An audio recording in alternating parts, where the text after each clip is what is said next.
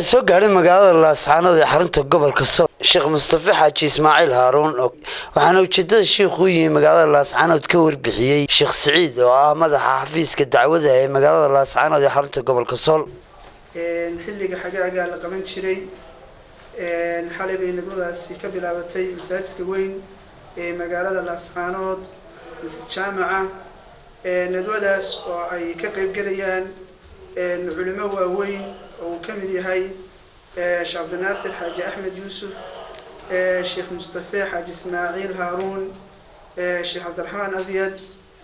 Dr. Axmed Jaamac Ismaaciil Mire Sheekh Maxamuud Xaaji Yuusuf Sheekh Axmed Cabdi Samed Sheekh Maxamuud Xaliike iyo culimo kale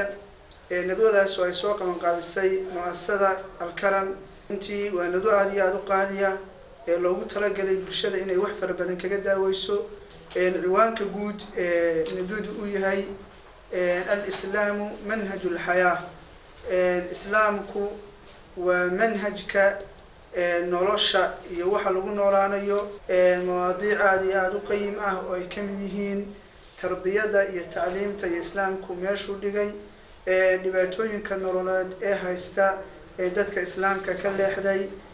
iyo mawaadiic aad waxa weey runtii u qiim ah oo qaaliya runtii aad iyo aad waxaan bulshada ugu boorinaynaa inay ka soo qayb galaan ka faa'iideystaan wixii su'aalaan insha Allah ta'ala ay soo gudbiyaan sidoo kale